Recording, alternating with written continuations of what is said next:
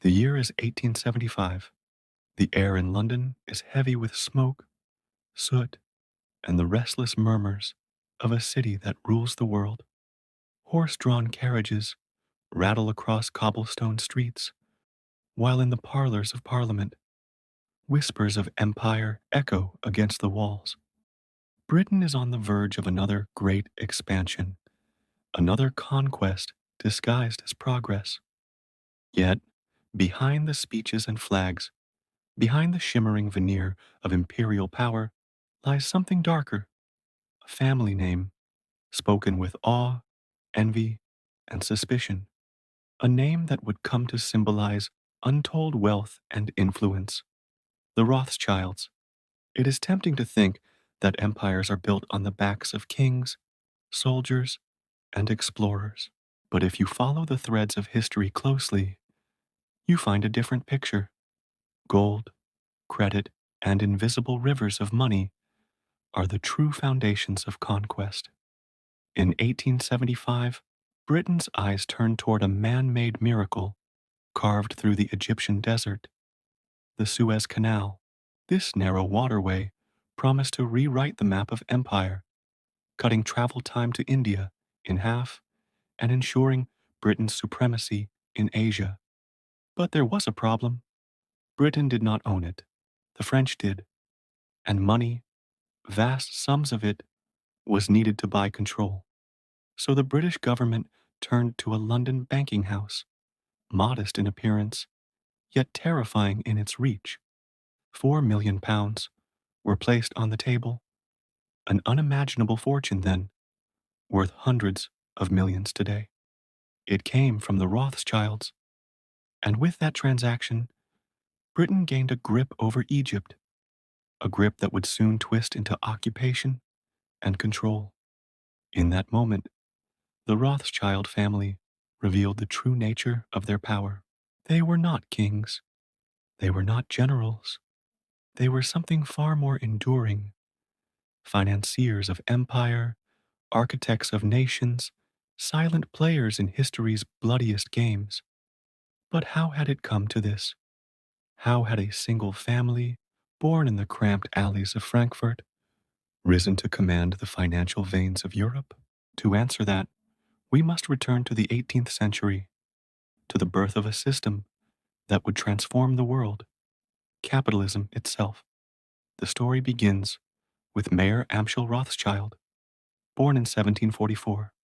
He did not emerge into luxury or privilege. His family's home was crowded, sometimes holding over 24 relatives under one roof. They lived in the Jewish ghetto of Frankfurt, hemmed in by walls, laws, and centuries of prejudice.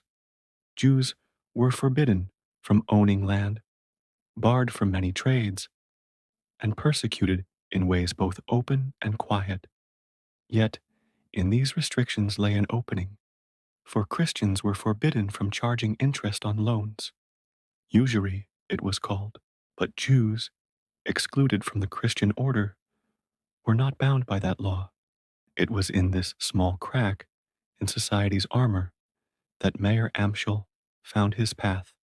Apprenticed to a Jewish banker in Hanover, he absorbed the trade of finance, of handling money that was not his own, of understanding the flow of wealth, not as metal coins, but as promises, debts, and power. When he returned to Frankfurt, he began to lend money himself, not just to merchants, but to nobles. And in those loans, sealed with signatures and bonds, the Rothschild empire began to take shape. What made Meyer different was not just skill, but vision.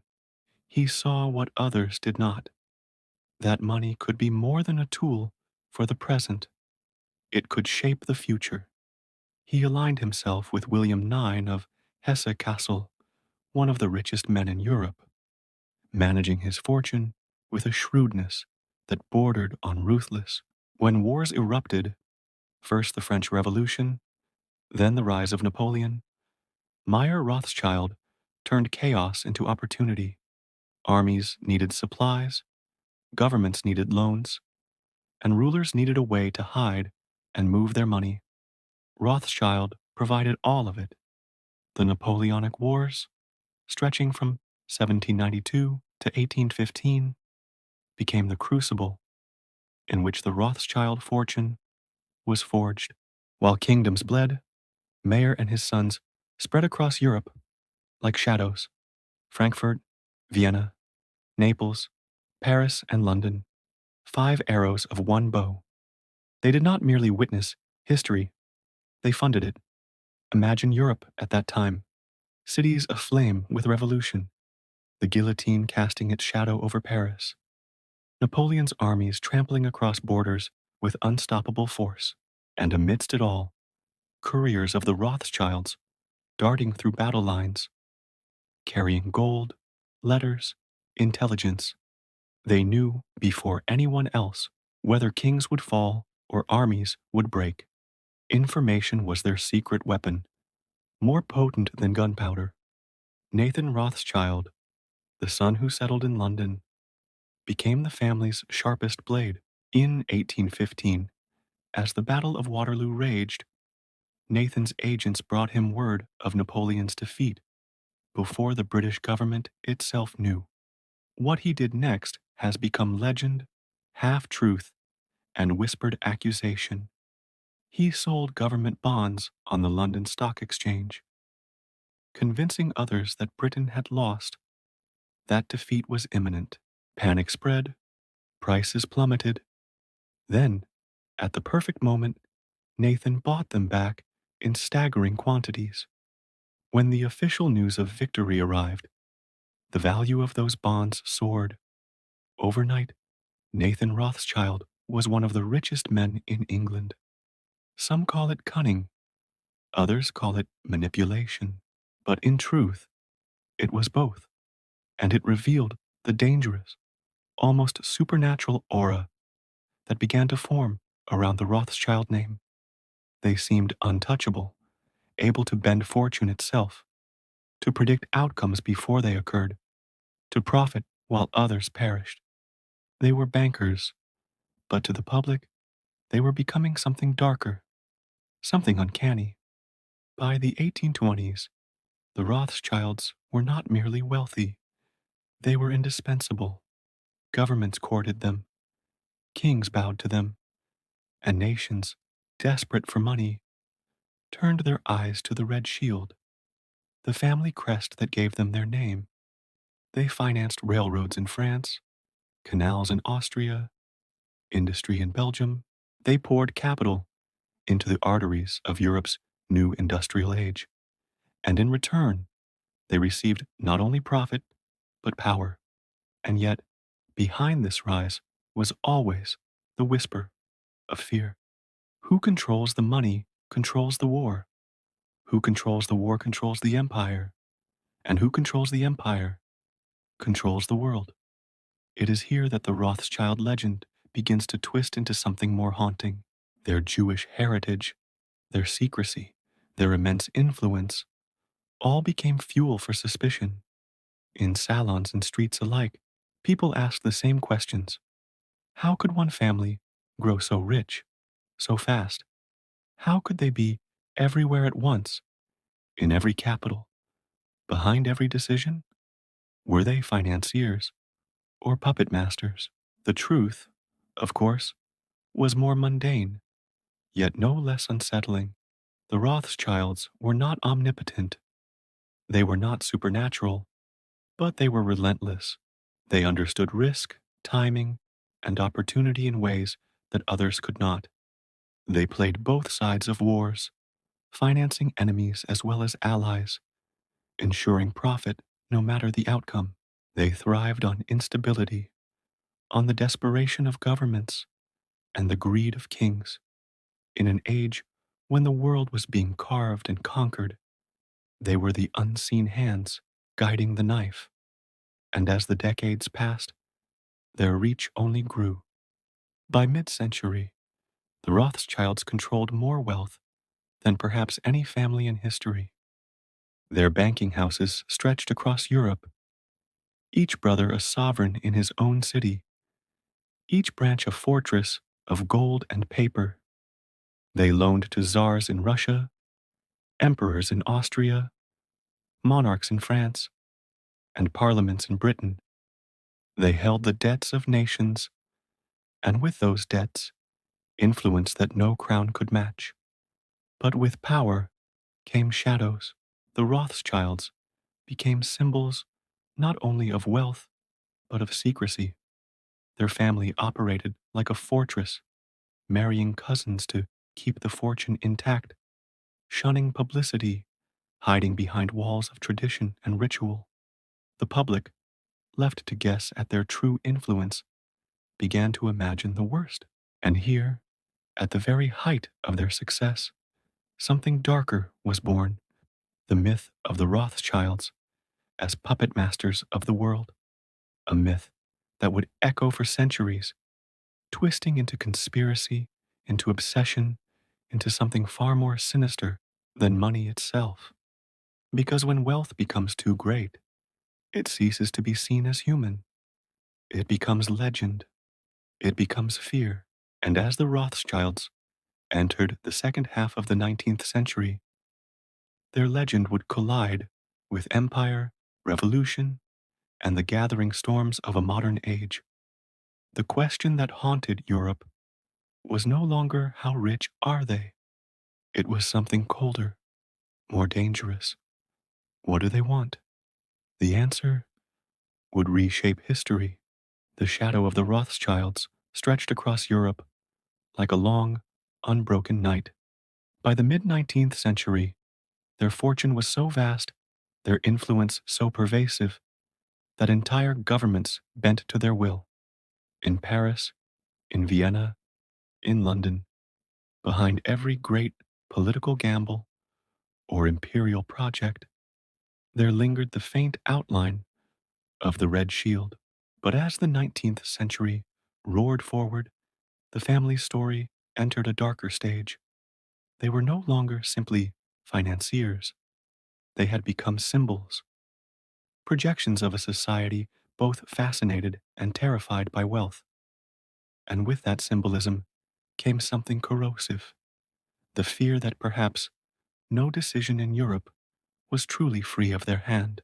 In France, James Mayer Rothschild expanded the family empire with ruthless efficiency. His bank poured money into railroads, mining ventures, and industries that transformed the very bones of Europe, where smoke rose from factory chimneys, where iron rails cut across the countryside. There, too, was Rothschild money. Belgium, newly independent in 1830, turned almost immediately to the Rothschilds for financing, binding its young kingdom to their gold. Even monarchs looked to them for salvation. When revolutions convulsed Europe in 1848, shaking thrones and toppling empires, it was Rothschild loans that helped restore the order. Yet the more they gave, the more the world whispered. What did this family gain in return for saving nations? What did it mean when the survival of entire kingdoms depended on the discretion of bankers? In taverns and newspapers, suspicion began to coil around their name like smoke. In Britain, Nathan Rothschild's legacy only deepened after his death. His children inherited not just immense wealth, but also the trust of the British government itself. The Rothschilds helped finance the abolition of slavery, a paradox of history in which human freedom was bought with gold, and planters were compensated with money raised through Rothschild loans. They also financed colonial ventures, railroads in India, mining in South Africa, shipping in the Caribbean. The empire's arteries ran red, not just with the Union Jack, but with the silent flow of Rothschild capital. This was not charity, this was power. And as Britain surged into the Victorian age, one chilling truth became clear. Without the Rothschilds, the empire might have faltered. By the mid-century, the family's wealth had reached unimaginable heights. Estimates are slippery. hidden behind layers of secrecy. But some historians suggest that by the 1850s, the Rothschild fortune dwarfed that of any royal family on earth. They owned mines, railways, government debt, and even played a role in stabilizing the world's gold supply. When the Bank of England needed to shore up its reserves, it was often the Rothschild vaults they turned to. But what happens when one family appears wealthier than nations themselves? When kings owe them favors and wars depend on their credit, inevitably, admiration curdles into fear.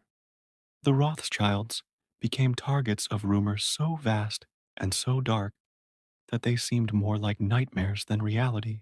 People whispered that they controlled not just banks, but the very tides of war, that no conflict could be waged without their blessing. Some claimed they had orchestrated Napoleon's downfall, that they toyed with stock markets like puppets, that they fed both sides of wars to ensure profit.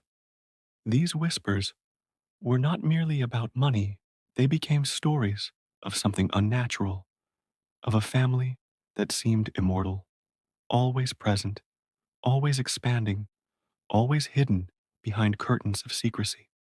The Rothschilds became less a family and more a symbol, the embodiment of the terrifying idea that unseen powers, faceless and untouchable, might control the fate of millions. Halfway through their rise, the Rothschilds themselves seemed to embrace the shadows. They became fiercely protective of their privacy. They built vast estates shielded from prying eyes. They married within the family to keep the fortune consolidated. They cultivated an aura of mystery as though they understood that wealth of such magnitude could not be flaunted openly. It had to be guarded, concealed, wrapped in legend. And yet, legend has a way of spiraling out of control. By the late 19th century, the Rothschild name had become entangled in something darker than suspicion. They were cast as villains in pamphlets, novels, and political propaganda. In a Europe still haunted by centuries of prejudice, their Jewish heritage was weaponized against them. The age old fear of the other fused with their financial dominance, birthing conspiracies that twisted truth into poison. To some, the Rothschilds were no longer human beings. They were phantoms, symbols of greed, corruption, and manipulation. It is here, perhaps, that the story of their wealth becomes something more horrifying than gold and power, because it reveals not only the immense influence they wielded, but also how easily that influence was transformed into myths that would echo into the 20th century, fueling some of the darkest chapters in human history. Still, the Rothschilds endured. They adapted as empires crumbled and new powers rose. Their banking empire weathered revolutions, depressions, even world wars. They lost fortunes and rebuilt them. They shifted from financing kings to financing industries, corporations, and governments in the modern age. And yet, even as their visible power waned in the 20th century, the legend of the Rothschilds only grew. For many, they remained the archetype of hidden wealth, of invisible hands pulling the strings of the world. This, perhaps, is the most chilling truth of all, that reality and myth became indistinguishable, that a family of extraordinary ambition and cunning became something larger than life, a ghost story whispered in markets, in parliaments, in quiet conversations across centuries. And so, the question remains, what does it mean when wealth grows so immense, so untouchable, that it no longer belongs to human beings but to history itself? Before we continue deeper into this haunting reflection, pause for just a moment. If you've been drawn into this dark journey through the hidden corridors of history, I invite you to join us. Subscribe, not as a formality, but as a way of stepping further into the shadows where truth and myth intertwine. Together, we can explore the stories that history tried to bury, the secrets that still haunt our world. Now, let us step back into the Rothschild legend. By the dawn of the 20th century, Europe was changing. Monarchies that had once leaned on Rothschild loans were falling. Empires cracked under the weight of war and revolution. Yet the Rothschilds, like a river flowing beneath shifting landscapes, endured. They diversified, moving into oil, railways, and modern industries. Their role in international finance diminished, but the aura of their name did not. If anything, it grew more spectral. The world wars scarred the family, scattered their wealth, and destroyed many of their European holdings. Yet, even as the modern age marched on, their name clung stubbornly to whispers of control.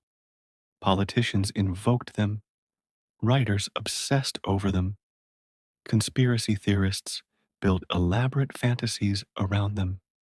To the public, they were not simply a family, they had become an idea, a symbol of power so immense that it must surely be sinister. And perhaps that is the true horror of their story. Not that they were all powerful, because no family, however wealthy, truly controls the world, but that they came to represent the fear that someone might, that behind the wars, the empires, the endless march of history, there could be a handful of unseen figures pulling the strings. That fear has outlived their fortune. Today, the Rothschilds remain wealthy, but they are no longer the titans they once were. Other powers, corporations, nations, and new banking dynasties have risen in their place. Yet the legend of the Rothschilds persists, haunting every corner of modern conspiracy, every whisper about shadowy elites, every suspicion that history itself is scripted by hands we cannot see. It is a story that forces us to look into the mirror of history and ask, who truly holds power? Is it kings, presidents, armies, or is it the ones who finance them, who decide whether money flows or dries up, who profit when others bleed? Perhaps the most unsettling truth of the Rothschild saga is not their wealth, nor their secrecy, nor even their influence.